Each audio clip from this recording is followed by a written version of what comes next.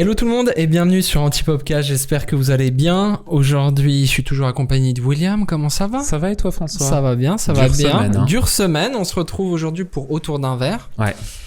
On s'est déjà servi un whisky en fait hors antenne parce qu'on en avait besoin. Ouais, il y avait besoin d'un petit whisky vraiment. là, ouais. De quoi on va parler Will aujourd'hui ? Aujourd'hui, on va parler du bon moment. Quel est le bon moment ?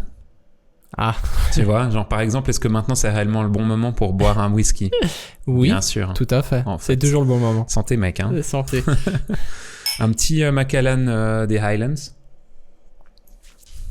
Voilà, ça c'est une petite boisson du vendredi parce que pour nous c'est vendredi après-midi. On termine notre semaine, on a eu beaucoup de travail cette semaine. Oui. Et on en est reconnaissant parce que c'est ce qui nous fait vivre. Mais là, il y a besoin de gentiment décompresser. Et si c'est votre cas aussi, on espère que ce petit moment de podcast intimiste comme ça saura répondre à ce besoin chez vous aussi également. Tu parles bien. Ouais, oui, j'essaye. François, c'est quoi le bon moment pour toi ?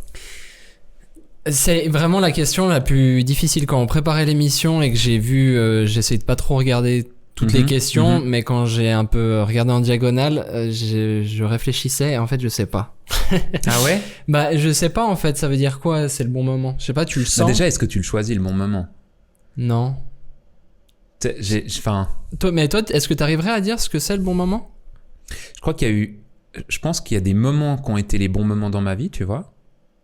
Mais je l'ai su après coup. Ouais, c'est ça que j'allais dire. Vois ? C'est que est-ce que vraiment on le sait avant qu'on le fasse que c'est le bon moment ? Bon, des fois on dit c'est le bon moment de le faire. Des fois t'as le feeling, ouais. C'est le bon moment. Mais des fois on est en avance sur ce moment-là, des fois on est un peu en retard. Puis je crois que quand on n'est pas en phase avec le bon moment, ça capote un peu. Mais moi je pense aussi des fois tu dois... Tu sais, c'est comme les gens qui disent ouais, j'ai pas eu de chance. Et puis il y en a d'autres qui disent ouais, mais tu l'as pas cherché ou provoqué, exactement. Bah finalement je vois ça un peu comme ça. Genre au bon moment, des fois, comme tu disais... tu dois le provoquer un petit peu. Genre, quand on s'est connus, c'était le bon moment au bon endroit. Tu veux dire quand t'avais 5 ans ? Non, je te dis... l'autre fois où on s'est connus. Non, c'est vrai, en fait, ma phrase était nulle. Pas quand j'avais 5 ans. Mais non, je te dis, il y a 4 ans, quand on a commencé à travailler ensemble, c'était vraiment, vu maintenant la tournure que ça a pris, c'était vraiment le bon moment au bon endroit. Ouais. Mais est-ce qu'il était prévisible ? Je crois pas. Pas du tout. Pas du tout. Et en fait, on savait pas que c'était le bon moment. On l'a su après coup. Ouais. Tu sais, je te disais avant qu'on démarre le podcast, il y a cette phrase que j'ai entendue il y a pas longtemps chez Audemars Piguet. Le temps ne respecte pas ce qui se fait sans lui. Ouais. Je crois que je l'ai dit dans un précédent podcast. Si c'est le cas, vous pouvez me le mettre en commentaire. J'ai une mémoire à toute épreuve. J'aime vraiment bien cette phrase, en fait elle me travaille à fond, ça fait quelques semaines que je l'ai entendue et j'y pense tout le temps parce que je trouve que c'est exactement ça, c'est quand le bon moment. Et je pense que le bon moment il doit venir au bon moment. Merci de nous avoir écoutés, très bonne journée. non mais je vois ce que tu veux dire. Je suis pas convaincu de forcer le moment pour que ce soit le bon moment, tu vois. En fait, j'essaie de réfléchir un petit peu là à quand est-ce que, tu sais, on se dit il faut le faire maintenant, c'est le bon moment. Tu vois. Donc, je pense qu'il y a une part où, en fait, il y a des situations dans notre vie où on le sait. Tu vois. Ouais. Juste, c'est le bon moment de changer cet appareil photo. Parce qu'il est défoncé. Ouais, genre il est tombé par terre, voilà. Tu peux pas faire un autre boulot. Maintenant, où je trouve que c'est plus compliqué, c'est dans les prises de décision dans ta vie. Ouais. C'est quoi le bon moment ? À quel moment je vais devoir faire ça ? Ouais. Tu dois un peu... Mais comme tu disais, c'est un feeling, j'ai l'impression. Tu peux pas... Je parlais de ça avec une personne qui est très analytique, tu sais, qui est bien sûr qui a des émotions comme tout le monde, mais c'est pas peut-être un peu moins que tout le monde. Et ce gars avait une réflexion assez intéressante. Il disait, tu sais, on dit souvent un peu, genre sur Facebook, les gens disent... déjà. il faut écouter son cœur. Ouais. Tu vois ce que je veux dire ? Ouais. Et en fait, il disait, il n'y a rien de pire comme conseil que de dire ça à quelqu'un. Écouter son cœur. Ouais, en fait, écouter tes émotions. Le problème, c'est que tu peux avoir de la peur, typiquement, qui va faire que tu vas pas prendre une décision. Ouais. Ou que tu vas en prendre une à la hâte, qui n'est pas une décision posée, en fait. Et je crois que c'est un conseil très, très dangereux que d'écouter son cœur. Ouais. Après, vraiment. Je trouve que c'est compliqué pour nous, dans un milieu artistique, parce que, en fait, je suis d'accord avec ce que tu dis sur certains points, Et en même, enfin, sur ce que tu dis, mais c'est pas toi qui l'as dit, mais avec ce gars-là, mi-homme, mi-robot, je suis d'accord partiellement. Avec le cyborg. Ouais, je suis partiellement d'accord. Pourquoi ? Parce que en tant que personne artiste dans un domaine, que vous soyez peintre, je donne toujours les mêmes exemples, c'est chiant, mais vous fassiez de la musique, vous soyez peintre, peu importe le domaine artistique, danse, etc., t'es obligé de travailler avec tes émotions. Ouais. Tu vois ce que je veux dire ? En fait, tu dois travailler avec parce que je trouve que tu dois pas t'en couper, tu vois. Mais en fait, je trouve que c'est pas ce qui doit dicter ta vie. Non, ça doit pas. Même au niveau personnel, en fait, tu vois. Ouais. Au niveau personnel, bah en fait, tu tombes amoureux de quelqu'un. Sur de moi, toi. Genre, quand je suis tombé amoureux de toi, par exemple, eh ben, j'avais des émotions. Mais je me suis réfréné, en fait, quand même. Ouais. Parce que j'étais marié déjà, tu vois. Ok. Donc, je peux pas, en fait, fondamentalement. Ouais. Mais tu vois, il y a une nuance. Oui. Mais je pense qu'il y a c'est très très con ce qu'on est en train de raconter. C'est pas grave. Je pense qu'il y a vraiment un truc de... Même quand tu tombes amoureux de quelqu'un, je pense que c'est important d'avoir une part aussi de conscience de ce que tu vis, en fait. Est-ce que cette personne, elle habite proche de chez moi ? Est-ce que... elle est de la même culture que moi. Est-ce que ça va être facile de s'entendre avec sur la durée si c'est ma vision ? Oui. Tu vois ce que je veux dire ? Mais ces choses qui font partie de... Ça dépasse parce que toi, ton cœur, il bat ou peu importe ce qui bat. T'as envie d'y aller. Ouais.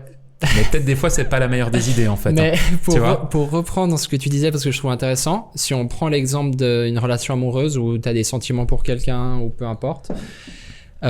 il y a une différence, c'est que bien sûr au début tu tombes amoureux ou en tout cas tu as des sentiments. Donc là c'est 100% tes émotions. Mais comme tu disais, après quand tu vas te mettre avec cette femme ou cet homme, tu vas devoir choisir en fait d'aimer cette personne. Ouais. Et c'est ce que souvent les gens oublient, c'est qu'on reste dans le truc émotionnel, mais au bout d'un moment tu dois faire un choix. Ouais. Parce que l'émotionnel il va pas rester là H24 tous les jours. Il y aura des jours où ce sera moins présent. Les papillons dans le ventre, comme je dis. Ouais. Mais du coup, tu dois prendre une décision. Et là, du coup, je te rejoins. Ouais. Mais sans cette impulsion émotionnelle, jamais tu peux faire ce choix-là. Et si on doit reprendre un petit peu ça dans le contexte de notre podcast et la thématique, c'est que nous, on est dans l'image. Certaines personnes qui nous écoutent, ils sont dans la musique, ils sont dans la danse, ils sont dans la peinture, ils sont dans l'écriture. Je pense que tu es obligé d'écrire.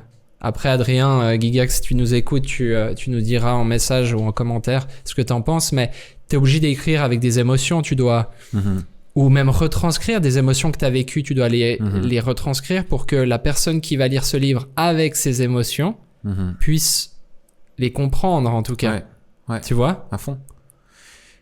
De trouver le bon équilibre dans ce truc entre l'analyse, l'émotionnel, le concret, c'est quelque chose qui est vraiment pas facile, mais concernant le bon moment, tu vois, quand je parlais avant de faire gaffe de pas être dicté par la peur, tu vois. Ouais.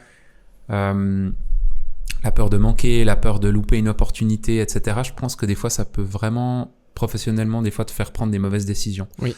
Parce que tu te dis, tu vois, je prends le cas, tu fais une offre pour un client, en disant bon, j'ai mis un tarif normal mais je sens que c'est un peu risqué et tout ça. Peut-être tu pourrais te dire j'ai peur de louper ce truc donc je vais baisser mon budget même si ça couvre peut-être pas mes frais, etc. Et puis je pense que là du coup ça vient perturber quelque chose qui devrait pas l'être en fait. Ouais. Est-ce que tu penses que c'est nous-mêmes qui créons ces moments, ce bon moment ? Je pense que ça va avec ce que je disais un peu avant, où en fait tu déclenches aussi les moments pour moi. Tu vois, si je reprends l'exemple qu'on disait avant, le fait que toi tu m'aies donné l'opportunité de t'accompagner dans cette aventure et qu'aujourd'hui on soit 10 alors qu'à la base on était 3 avec Elsa. Pour moi, si j'étais chez moi à me gratter les couilles, en fait rien ne se serait passé. Du coup, ça aurait pu être cool aussi. Hein. Non mais tu vois ce que je veux dire, c'est que au bout d'un moment, tu dois aller ouvrir, enfin, je donne un peu cette image-là, mais appuyer sur des poignées de porte et puis au bout d'un moment, il y en a une qui va s'ouvrir à force d'aller appuyer sur ces poignées de porte, tu vois. Bah, il y a un moment, il faut, nous, on sait maintenant que c'était le bon moment parce que ça s'est bien goupillé, en fait. Et heureusement, ça aurait pu se goupiller différemment et ça aurait été sûrement un bon moment, mais pour apprendre quelque chose d'autre sur la situation. Je crois que si t'es pas acteur de ces moments-là, en fait, tu passes à côté. Ouais. Moi, j'ai des gens autour de moi dans ma vie ou pas des gens proches, hein, mais des gens qui depuis des années attendent le bon moment, en fait. Tu vois, et qui m'ont parlé d'un projet qu'ils avaient en me disant je pense faire ça et tout, et vraiment j'étais mais l'idée elle est trop bien, tu vois. Vas-y, fonce et tout, puis tu reparles 5 ans après avec eux, ils en sont toujours à ce même stade de tu vois, puis je peaufine un peu le truc, mais on ira, je commencerai un jour. Et alors ça, moi, c'est pas trop ma vision parce que je suis un peu plutôt une tête brûlée à foncer dans un truc et tant pis si ça foire. Un côté un peu, on va dire, entrepreneur chaotique comme ça. Ce qui fait qu'on en est là où on en est, mais que ça aurait pu aussi exploser l'entreprise. Tout à fait, Voilà. Mais je pense que tant que tu t'actives pas ces trucs, que tu te laisses pas la chance que ça fonctionne, tu passes à côté d'opportunités quand même. Ouais, je pense qu'on est en train de dire là, ça va vachement en lien avec notre épisode sur la procrastination, en fait. Parce que le bon moment, ça vient avant la procrastination, du coup. Je pensais à un truc aussi ces derniers temps. Parce que François, avant que tu rejoignes la boîte, t'avais passé un entretien dans une radio. Ouais. Tu te rappelles ? Ouais. Enfin, tu t'en rappelles sûrement mieux que moi. Tu t'en rappelles ? Non, j'étais trop jeune. Et en fait, j'y repensais ces jours, je me disais, c'est fou quand même, on l'avait déjà évoqué, mais t'as dit non à un moment donné dans ta vie à une possibilité d'emploi, parce que vraiment c'était bien parti, t'avais de grandes chances d'être employé dans cette radio. Oui. Et du coup de faire quelque chose que tu aimes, que tu fais aussi dans ces podcasts, d'être animateur, de parler, etc. Finalement t'y es quand même après quelques années, tu vois. Par un chemin un peu différent. Et alors en fait j'avais fait ces entretiens-là comme pigiste en fait. Donc j'allais animer quelques émissions par semaine, mais par-ci par-là. Je me souviens plus exactement ce que c'était les clauses et tout, mais c'était un truc du genre. Et puis c'était en même temps que j'avais commencé à travailler avec toi. Sauf que lui me proposait un truc et toi tu me proposais un autre truc. Et je me souviens à ce moment-là que j'étais assez serein, étonnamment pour une fois, de me dire tu fais un choix. Mais clairement il y avait ce truc, ok, qu'est-ce que je fais ? Est-ce que c'est le bon moment de dire non? Mais si ça marche pas avec William, est-ce que tu vois? Et en fait, du coup, j'ai dit non, mais on est resté en super bon terme, hein. C'était sympa. Et puis, on a gardé un peu contact, plus trop ces temps, mais il y a quelques mois, on s'écrivait, etc. Et en fait, maintenant, comme tu disais, on fait des podcasts. Et ce que j'aime bien, en fait, je suis rassuré le fait qu'on fasse des podcasts parce que la radio, c'est pas du tout la même chose. Les tests, enfin déjà, quand t'écoutes la radio, tu sens très bien que c'est pas un podcast. Et puis aussi les tests que j'avais fait, tu vois, genre tu dois parler sur un certain ton. Enfin, je crois qu'on avait déjà discuté dans notre podcast, mais tu sais, tu dois parler sur un certain ton, tu dois faire des choses particulières. Puis tu sais, tu devais gérer aussi la musique et tout, tu vois, en ce que tu dis, les bulletins météo, les trucs comme ça. En fait, je m'en bats les couilles. Non, mais je respecte à fond les mecs qui font de la radio. Non, je respecte rien, toi déjà. Ouais, c'est vrai. Mais non, mais je respecte les gens qui font de la radio, j'aime beaucoup. Oui. Il y a vraiment des mecs super doués, mais je suis très content de faire ces podcasts comme ça, en fait. Maintenant. Mais comment tu sais aussi que c'est le bon moment professionnellement ? Parce que tu sais, j'ai l'impression qu'il y a un truc dans la vie où, quand t'as on va dire quand tu finis ton école obligatoire, que tu commences à être dans la vie professionnelle, en formation ou comme ça, je trouve qu'il y a assez peu d'opportunités, tu vois. Puis à un moment donné, quand t'es à la fin de la vingtaine, trentaine, il y a beaucoup plus d'opportunités, je trouve. Puis t'as des fois ces conjonctions en même temps, comme toi t'as vécu, où t'avais 2 possibilités d'un coup, qui étaient des possibilités intéressantes. Dans ce bon moment, malheureusement, tu dois faire aussi un choix, tu vois. Mais c'est ça, en fait. Mais je crois que j'en discutais à cette période-là avec des amis. Puis ils me disaient, comment tu vas choisir et tout. Et puis, en fait, j'étais là, mais en fait, t'es obligé d'être confronté à des choix. Tu sais, j'ai l'impression que nous, on a grandi, on n'est pas souvent confronté à des gros choix, tu vois. C'est genre, je vais au McDo, je prends un McFlurry, M&M's ou d'un, tu sais. C'est pas des choix de la vie, hein, fou, hein. Mais pour certaines personnes, ça peut être méga angoissant, ça. Mais ok, mais bon. Et Et puis du coup, en fait, je l'ai plus pris en mode, bah voilà, en fait, t'arrives à un moment où t'as des choix à faire. Et je pense aussi que si t'as des choix à faire, c'est que t'es devenu intéressant, ou en tout cas que ta vie est bien intéressante. Ouais. Parce que ça veut dire qu'il y a plusieurs personnes qui veulent travailler avec toi, ou enfin dans ce cas-là, ou je sais pas, ça peut être dans plein d'autres trucs, tu vois, dans le sport, il y a peut-être 2 équipes qui vont venir te chercher, mais ça veut dire quoi? Ça veut dire que derrière, ta vie elle bouge et que ce que t'as travaillé pour, et puis il y a un peu les fruits qui arrivent comme ça, tu vois. Donc moi je l'ai pris plutôt comme un truc positif. Alors c'est sûr que t'es là, bon, qu'est-ce que je fais après? Et là je contredis ce que tu disais avant, c'est aussi les émotions pour moi.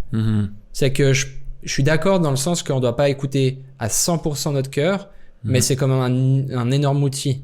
Ouais. Parce qu'au bout d'un moment, il y a aussi, tu vois, genre typiquement, on t'offre un travail demain où on dit t'es payé 50 000 balles, on en avait déjà parlé dans un autre podcast, où on t'offre 50 000 balles par semaine. Ça, je te donne un truc fou.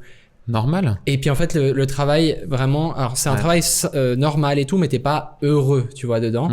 Mais c'est pas non plus, t'es pas à la mine. Puis t'as un autre travail où t'es payé 2000 balles par mois, mais que ça te rend profondément heureux chaque jour que t'y vas. Qu'est-ce que tu fais?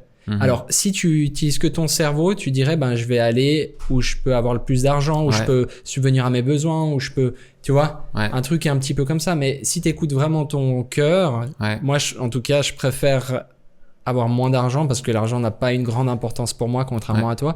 Mais je préfère d'avoir moins d'argent, mais d'être heureux vraiment dans ma vie. Donc, je pense que tu dois écouter un petit peu ton cœur quand même quand c'est le moment. Et tu dois, et j'aimais bien ce que tu disais avant par rapport à faire attention de ne pas se faire submerger aussi par ses émotions. Je pense que c'est hyper important. Et on reprend un peu ce que tu disais sur la position méta, en fait, de se voir à la 3e personne, parce que je trouve que ça aide hyper par rapport à ça. C'est que en fait voilà, j'ai des émotions, oui, j'ai peur par rapport à ça, ou oh purée, je l'aime trop, ou je le déteste, enfin peu importe les émotions que t'as, tu fais un pas de recul sur la situation et t'analyses en fait. Et le fait de faire cette fameuse méthode que tu nous avais amenée il y a quelques semaines en podcast, ben en fait ça te permet de voir à la fois le côté analytique très terre à terre de la situation, puis en même temps de voir le côté émotionnel. Est-ce que tu penses que tu as déjà loupé le bon moment, que tu as déjà loupé ta chance? Oui. Ah ouais? Tu as des moments comme ça dans ta vie où tu te dis j'ai loupé le bon moment? Ouais, je pense. Ah ouais? Je pense. Il y a des choses que je peux pas dire. Non, mais ouais, je pense. Ah ouais. Je pense qu'il y a des trucs. Soit, je pense qu'il y a des trucs genre je m'en suis pas aperçu. Ouais. Tu vois? Et puis c'est ok en fait. Puis il y a des trucs, ouais. Puis après il y a aussi d'autres trucs où d'autres choix, j'ai loupé le moment, mais c'était prévu. C'était fait exprès. Tant mieux que tu l'aies loupé, en fait. Ouais, je suis content maintenant. Ouais. Et toi? Ouais, je crois aussi. En fait, moi, je regarde beaucoup à l'avenir, tu sais. Ouais. Dans une boule de cristal et tout? Non. Des fois, je suis pas trop dans le moment présent, c'est un problème. Mais je suis quelqu'un qui regarde pas du tout le passé. Je passe hyper vite d'un truc à un autre. Ouais. Enfin, même d'une blessure avec quelqu'un ou comme ça. En général, je fais assez vite table rase et je continue. Des fois, c'est un peu de la fuite en avant, j'avoue. Mais du coup, ça apporte quelque chose d'assez positif. C'est qu'en général, je me rappelle pas vraiment de ce qu'il y avait avant. Ah ouais? Ouais, vraiment. Il y a un truc où... je sais qu'il y a des moments où j'ai loupé des trucs dans ma vie. Je comprends pas encore pourquoi je les ai loupés, des fois, ou pourquoi ça a pas fonctionné, ou enfin voilà, ou même dans des relations avec des personnes. Et puis ça reste encore un mystère un peu pour moi des fois. Des fois, je me dis mais pourquoi ça a pas marché ça? Pourquoi est-ce que finalement ça a pas continué avec une personne? Pourquoi? Enfin, et puis peut-être que je saurais jamais dans cette vie, tu vois. C'est pas très grave, je crois. Mais tu sais, là, pendant que tu parlais, ça me faisait penser à un truc. Moi, par rapport à notre thématique de podcast qu'on a aujourd'hui, à mon avis, en fait, on devrait pas dire est-ce que c'est le bon moment, mais parce que moi, je pense qu'il y a plusieurs moments. Heureusement. Non, mais plusieurs moments en même temps. Je t'explique ma théorie, ça va loin. Non, mais en fait, tu vois, ce que je veux dire, c'est que dans la vie, tu dois faire des choix. Que ça soit amoureux, que ça soit amical, que ça soit professionnel, peu importe. Ouais. Et il y a des fois où en fait, si tu fais ce choix-là, ça va être cool. Si tu fais ce choix-là, ça va être cool. Ouais, trop. Moi, je crois pas. Après, ça m'appartient. Mais bien sûr, je pense qu'il y a des fois, tu sais que ça va être de la merde et tu sais que ça va être cool. Ouais. Mais il y a des fois aussi des choix que tu fais où tu sais que ça aurait pu être cool. Et t'es quand même dans un autre truc qui est cool. Trop. Tu vois? Tu peux pas tout avoir. Hein. Et en fait, c'est pour ça que je reviens au truc de est-ce que c'est le bon moment? Ouais. Pour moi, il y a en fait, c'est comme si t'avais t'as 3 choix, donc 3 moments en fait. Devant toi et tu vas choisir d'aller dans un des moments. Donc bien sûr que tu te diras oui, c'était le bon moment. Est-ce que c'était prévu que tu ailles dans ce choix-là? Ça c'est le destin, mec. Ça c'est c'est la grande question. Mais ça, je pense, c'est pour un autre podcast parce que c'est tellement violent à parler de ça. Mais je sais pas. Moi, c'est vraiment une question. Je sais que j'aurais pu avoir. Déjà, j'ai essayé d'avoir 1000 vies. Hein. Tu vois, j'étais mécano à la base, ensuite éduc, après photographe. Puis là, j'aimerais bien être cuistot, tu vois. Ouais. Mais ça, c'était la vie parallèle. Ouais. Peut-être dans la vie parallèle, je suis cuistot, tu vois. Ouais. Ou chasseur de zombies. Ouais. Un des deux. Je vois pas d'autres possibilités. Toi, tu voudrais plutôt avoir la vie éternelle. Je dis la vie éternelle, mais la vie sur Terre, la vie vraiment où tu t'es invincible. Ouais. Donc tu vis des milliers, enfin voilà, t'as compris. Ouais. Ou Highlander, en gros.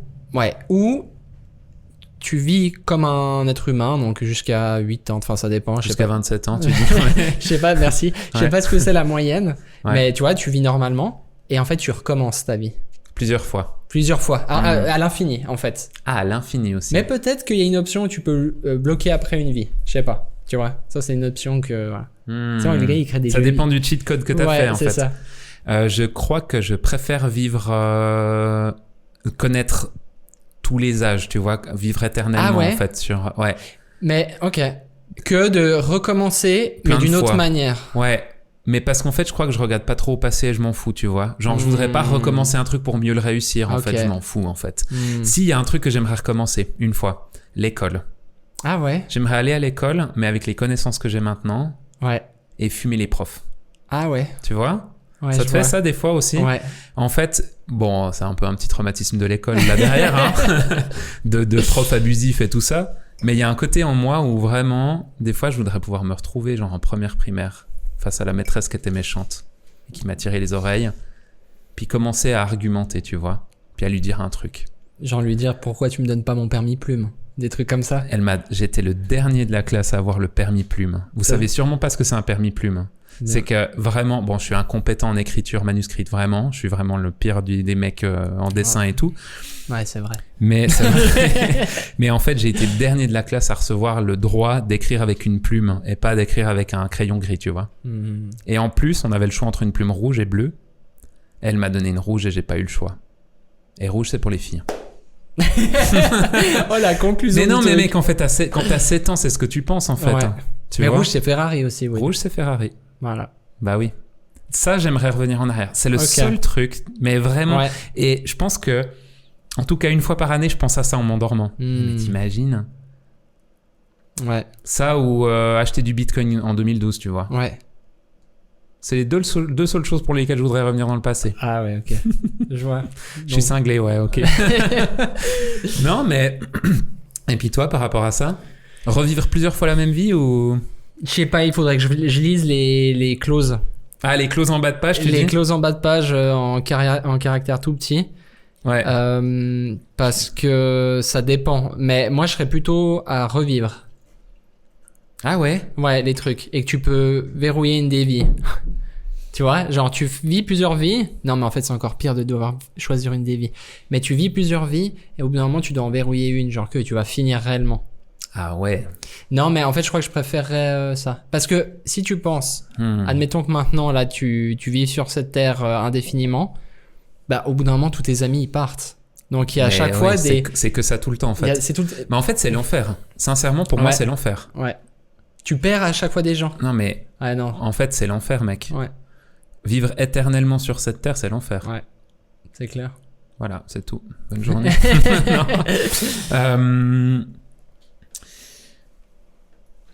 Comment trouver l'inspiration et le moment optimal pour créer et innover? François Meuseau. Mais je vais te répondre, William Gamuto. Je pense que ça dépend de chacun. J'en discutais encore hier soir. Hier soir, avec William, on a eu un repas avec des clients et puis d'autres créatifs, etc. Et on discutait de ça avec une des filles qui était là-bas. Et puis moi, je lui disais justement que moi, je suis quelqu'un qui aime la nuit. Il se passe quelque chose la nuit où je suis pas le même gars. Genre même... Genre les nuits de pleine lune, c'est ça? Ouais, je me transforme en fait en loup-garou. Le village s'endort. Non, mais en fait, vraiment, genre je peux... En fait, où je l'ai remarqué fortement, c'est genre typiquement ce que je dis aux gens. Genre le soir, si je suis inspiré, je vais pouvoir envoyer des messages aux gens hyper encourageants ou hyper dans la bienveillance. Ouais. Puis le matin, t'es insupportable. Non, et puis le matin, en fait, je dis, mais comment ça se fait que j'ai envoyé ce message? Alors que j'ai pas bu, et tout, mais que je suis dans un mood où je suis à cœur ouvert. C'est comme si la nuit, vraiment, genre, dès qu'il y a la tombée de la nuit, je me mets dans un truc hyper où je suis créatif. C'est là que toutes mes idées viennent. C'est là que, juste avant de m'endormir, quand t'es en somnolence, c'est là que j'ai plein d'idées. Donc, c'est pour ça que j'ai un carnet à côté de mon lit où je note, en fait, plein d'idées sur mon tel et comme ça. Sinon, tu les oublies le lendemain matin. Mais des fois, quand je les relis le matin, je suis mais c'est quoi ce truc de con? Tu vois? et en fait, finalement, je l'efface pas. Et quelques semaines après, j'ai de nouveau ça. Et en fait, ça fait une suite à mon histoire. Et ça fait, tu vois, des trucs comme ça, que ça soit pour un scénario, que ça soit pour une image ou peu importe. J'ai des trucs comme ça. Et du coup, je dirais, moi, mon moment, c'est la nuit. Ou c'est aussi l'été, quand c'est 22h, il fait encore jour. Trop bien. C'est ça mon moment, en fait.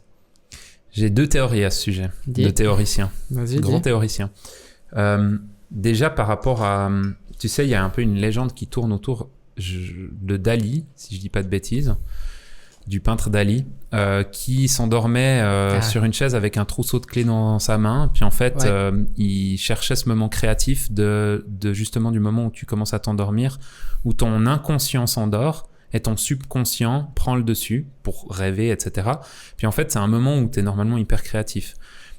Et lui, ce qu'il cherchait à faire, c'est d'être dans ce moment, mais pas de dormir. Et du coup, il avait un trousseau de clés dans la main, parce qu'en fait, du moment où tu perds connaissance, tu t'endors, tu lâches le trousseau de clés et ça te réveille. Et en fait, il se mettait dans cet état-là. C'est Dali ou Picasso, enfin bref, un grand peintre contemporain, qui du coup faisait ça pour arriver au moment créatif, tu vois. Et je trouve que ça marche hyper bien. Moi aussi, j'ai des idées, alors saugrenues très souvent, mais en m'endormant. Et puis l'autre truc que j'avais lu pour des gens qui ont de la peine à s'endormir, ce qui est pas trop mon cas. Moi, je perds connaissance le soir en général. C'est vrai. C'est si t'as de la peine à t'endormir parce que t'as toutes ces idées, en fait, c'est de prendre un calepin à côté de ton lit. Mais c'est pour ça que j'ai ça. Mais moi j'ai des... Pour noter en fait, parce que sinon c'est l'angoisse de se dire il faut que j'y pense parce que je veux pas l'oublier, je veux pas oublier ce truc parce que c'est une trop bonne idée. Puis tu le tries le lendemain. Très souvent tu vas dire que c'est de la merde sûrement, tu vois. Mais au moins t'as pu l'écrire et puis tu peux dormir en paix en fait. Mais du sommeil du juste. Et moi j'ai aussi, pas juste un calepin, mais j'ai le dictaphone sur l'iPhone et genre j'ai des enregistrements. Tu les écoutes, mais t'es là, le gars il est quoi? C'est un téléphone rose. Donc je suis à moitié en train de m'endormir. Je prends vite mon tel. Je déclenche l'enregistrement et je suis là. Ok, pour ça, c'est vrai? Et en fait je suis à moitié en train de m'endormir, ça fait un peu flipper. Toi, ta femme elle a de la chance entre le fait que tu souffles du nez comme pas possible. Et deuxièmement, c'est qu'en plus par-dessus tu fais des enregistrements vocaux. Elle entend pas, elle est comme toi, elle perd connaissance. Elle perd connaissance aussi? Elle s'en fout. Ah ouais, elle a de la chance hein. Elle a le sommeil du juste aussi. C'est ça. Alex, si tu nous écoutes, elle nous écoute sûrement pas. Elle nous écoute pas, elle n'a rien à foutre. Elle s'en fout. Bah oui, ma femme aussi. Hein. Ouais, c'est un bon moment, je pense, de se créer ce truc-là. Il faudrait qu'on essaye, en fait, dans la boîte En fait, nous, on travaille la journée, on fait des horaires de bureau. Mais de faire des trucs créatifs où on se réunit. Bon, après, il y a aussi un truc, c'est que j'ai omis de dire, c'est que moi, j'aime bien aussi être seul. J'aime les gens profondément, mais j'ai vraiment un truc où j'ai besoin, plus que la moyenne, d'être seul. Ah ouais? C'est d'ailleurs pour ça que j'ai une moto, pour qu'on me foute la paix en fait, tu vois. Il faut que t'enlèves le siège arrière à part ça. Comme ça, t'es obligé d'être seul. Si je fais ça, mec, je divorce. Mais non, mais tu vois ce que je veux dire? J'ai besoin de vraiment être seul. face à moi-même. Tu vois, j'ai fait la paix avec moi-même aussi, parce que je sais qu'il y a des gens, ils ont de la peine à être seuls. J'en ai discuté avec certains de mes amis et tout, et je leur disais, mais c'est hyper important de faire la paix avec soi-même, s'aimer soi-même. Ça veut pas dire avoir la grosse tête, c'est pas ça que je dis, mais c'est de s'aimer soi-même en fait. Comment tu peux aimer les gens autour de toi si tu t'aimes pas toi? C'est pas possible. Donc c'est déjà s'aimer soi-même. Et de réaliser qu'en fait t'es compétent, t'es gentil, mais tu sais, on en avait déjà parlé dans un autre podcast où on disait il faut être tolérant avec vous-même, tu vois, bienveillant. Et en fait c'est ça, c'est de se dire en fait je suis pas seul, je suis moi avec moi-même dans un moment comme ça créatif, tu vois. Et ok, qu'est-ce qu'on fait François maintenant? Où est-ce qu'on va aller, tu vois? Des fois je me parle comme ça, hein. Je pense qu'il y a même moi je me mets à la troisième personne, je suis là, il est trop con ce gars, tu vois. Gars il a 2 positions méta en fait. 2 positions méta. Non mais tu vois ce que je veux dire? Mais en fait, ça fait vraiment la diff. Bah, tu vois, je pense de faire ça, je pense qu'un bout, tu forces le moment. Dans le sens positif. On parlait en début de podcast, est-ce qu'il y a un moment qui est le bon moment, etc. Je pense que tant que tu prends pas tes responsabilités pour que ces bons moments, tu les saisisses, sûrement pas au moment le plus parfait, tu vois. Mais c'est pas grave parce que t'avances et t'essayes de faire quelque chose. Je pense que de la même manière, dans nos métiers créatifs, il y a un moment, t'es obligé de te mettre en condition. Et c'est ta responsabilité de le faire, parce que sinon, t'es dans un espèce de confort où tu vas t'endormir. De prendre cette responsabilité, de se dire, je me mets en danger, ou je provoque le bon moment, pas en appelant 8 mecs, en les harcelant pour qu'ils te donnent du taf, tu vois. Mais plus en se disant, ok, je dois être plus créatif parce que ce que je fais pour l'instant, techniquement je maîtrise, mais la créativité, c'est un peu bof, tu vois. C'est de la merde. C'est de la merde. Puis de se dire, ok, mais comment est-ce que je vais arriver à ça, puis créer ce moment-là. Et je pense qu'il faut se mettre dans ces conditions-là. Comme hier soir, on avait aussi cette petite conférence à laquelle on était invité, où en fait, il y avait une femme qui parlait de marcher. Et puis que l'être humain, on a besoin de marcher parce que déjà, on n'est pas des sédentaires à la base. Et que le mouvement, en fait, quand elle expliquait ça, moi, ça me touchait trop. Oui.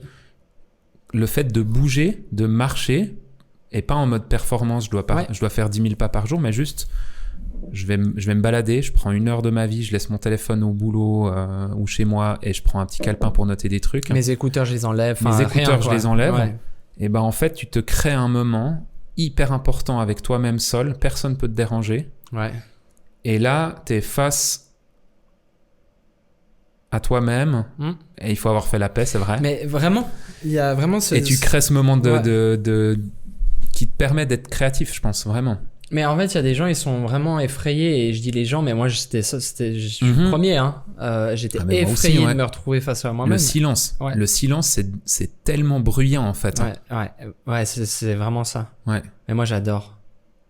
Tu sais, tu te poses mais c'est pour ça que j'aime trop, genre, le printemps. Le printemps où tu sais, il n'y a pas un bruit. T'entends juste le vent et tout, et puis... Les gars, ils vont partir en ASMR. Ouais, non, c'est mais vrai, tu vois ce que je veux vrai. dire? J'aime trop. Il y a un truc qui se passe comme la nuit. Tu vois? Donc c'est ça mes moments. Toi, c'est quoi tes moments? Moi, c'est marcher. Vraiment. Les meilleures décisions que j'ai prises dans ma vie, c'était quand je faisais des marches. C'est quand la dernière fois que tu allais marcher? Ça fait un moment là. Ah, ok. Vraiment. Imaginez juste le niveau j'ai pris que des décisions de merde depuis. Non, mais vraiment, un temps, je venais au boulot à pied. Il y a eu 2 phases. Il y a quand je venais à pied en mode, j'étais avec Brown, notre chien. Je venais à pied, chill, je profitais du truc et tout. Et après, il y a eu un moment où j'ai acheté des AirPods. Pire connerie de ma vie pour ce qui est de marcher, tu vois. Et en fait, j'écoutais soit des podcasts, soit je mettais de la musique stimulante, soit, enfin voilà. Et en fait, mec, je m'angoissais en marchant. Ça allait pas assez vite. Je me surstimulais. Et en fait, la marche, il y a un truc pour moi qui est vraiment thérapeutique et vraiment méditatif, qui est génial. Mais à la fin, quand je venais à pied au boulot, je me rajoutais déjà le stress du boulot qui allait venir dans mes oreilles, en fait. Et je me foutais en l'air mon moment, en fait. Et du coup, ça, c'était au début où on bossait ensemble. Des fois, j'arrivais stressé au travail à cause de ça. Et puis, je pense que c'était une mauvaise manière de le faire, tu vois. J'ai 30 minutes à pied pour venir au boulot, c'est pas grand-chose. En fait, la période où je l'ai fait sans écouteurs et en étant dans ce rythme-là, mec, j'avais des idées, c'était incroyable. Je les notais et tout. Puis des fois, effectivement, il y en a qui passaient à la trappe, mais je notais des trucs et puis aussi, je notais des trucs dans lesquels j'espérais. Tu sais, je me notais, en fait, je mettais pas genre je veux gagner 100 000 balles, pas du tout. Hein. Je mettais genre en fait j'aimerais bien reprendre contact avec cette personne et renouer des liens. J'aimerais bien qu'on améliore la relation avec telle et telle personne. J'aimerais bien... tu sais, je me notais des choses comme ça et j'y pensais, je les conscientisais en fait, tu vois. Et en fait, ces choses, elles se débloquaient avec le temps. Tu sais, de les avoir un peu posées comme ça. C'est intéressant que tu parles de la marche parce que quand j'étais à l'armée, comme j'étais dans l'infanterie, en gros, tu marches. Hein. Il n'y a pas mille trucs, tu tires, tu marches, tu rampes. C'est trop bien. C'est tout ce que tu fais. C'est trop bien. Et en fait, on faisait des grosses marches. La plus grosse qu'on ait fait, c'était 50 kills avec tout le pactage et tout. Donc voilà. 25 kilos de bordel sur le dos, tu dis. Non, mais ça, une horreur. Mais hyper intéressant dans ce truc de la marche méditative. Ouais. C'est que, en fait, quand tu marches 50 kills, je crois qu'on l'a fait en 14 heures. Bah, en fait, oui, au début, tu discutes avec tes potes. Où tu te racontes ta vie, mais 14 heures, t'as vite fini en fait. C'est très Surtout chiant, que les mecs, t'as fait 300 jours avec, tu les connais en fait, tu vas pas réinventer. Donc en fait, dans une compagnie où on était 300, au final, si tu regardes autour de toi, tout le monde est seul en face de lui-même, en train de marcher. Et tu commences à te retrouver, tu commences à vraiment comme tu disais, vraiment à conscientiser plein de choses et tout. Et c'est vraiment, c'est à ce moment-là en fait que j'ai compris que c'était méditatif la marche. Ouais. C'est pas pour autant que je vais refaire 50 kills, tu vois, mais je suis hyper d'accord avec toi. Maintenant, j'ai 2 dernières questions pour toi. Vas-y. Une saugrenue et une intelligente. Tu préfères. Tu préfères, non. Tu viens de me dire que vous étiez 300 dans la compagnie. Est-ce que ton capitaine c'était Léonidas? Et que vous étiez au Thermopyle? Malheureusement pas. Ok, d'accord. La deuxième, c'est hier soir, tu m'as dit un truc qui était vachement intéressant sur, sur la culture suisse, en fait, et la marche. Oui. Et je te propose qu'on termine le podcast par ce que tu vas dire là. Oui. Et puis voilà. Ok. Hier, tu m'as dit, t'as intérêt à le dire aussi bien. Hein. En fait, alors, c'est ce que moi j'ai entendu. Hein. Peut-être que pas tout le monde a entendu ça dans son foyer, mais en Suisse, en fait, non, j'avais écouté... C'est comme ça l'histoire. J'avais écouté une meuf qui parlait de ça, qui disait qu'en fait, dans plein de pays, on a de la méditation. La méditation, c'est là depuis des centaines et des milliers d'années. Et en fait, en Asie, ils ont cette méditation-là. Dans ce pays, ils ont cette méditation-là. En Afrique, tu vois, partout. Une manière de méditer, en fait. Voilà, exactement, une manière. Ouais. Et en fait, ce qu'elle disait, c'est qu'en Suisse et en Europe, mais là, je crois qu'elle parlait de la Suisse, mais en Europe en général, la méditation, c'est la marche. Alors, vous pouvez faire du yoga, des merdes, des trucs, tu vois. C'est pas ça que je dis. Heureusement que ma femme, elle écoute pas ça, elle est prof de yoga. Non, mais tu vois ce que je veux dire? Ouais. Je pense vraiment que tu peux faire un outil de méditation, c'est pas ça. Mais elle disait, la méditation pour les Européens, c'est la marche. Et ça m'avait hyper percuté. Ouais. Parce que c'est vrai, dès que tu marches 3 secondes, ça, comme elle racontait la dame hier, la madame hier. La madame Ruta. Ouais, c'était hyper intéressant, quoi, de se dire que tu rentres dans un effet, une sorte de méditation où, hyper intéressant. Merci François. Voilà, donc c'est le moment. C'est le bon moment. C'est le bon moment. C'est le bon moment de couper cette vidéo, de mettre un like, de vous abonner. C'est le bon moment de finir YouTube. De finir YouTube, d'aller vous abonner. C'est le bon moment de nous suivre sur Spotify, Apple Podcasts, Deezer, Instagram, tout ça. Merci William, c'était Merci cool. François. Je te souhaite un bon week-end. Un bon moment. Même s'ils vont écouter ça un mercredi. Mais merci. Ciao. Hein. Ciao.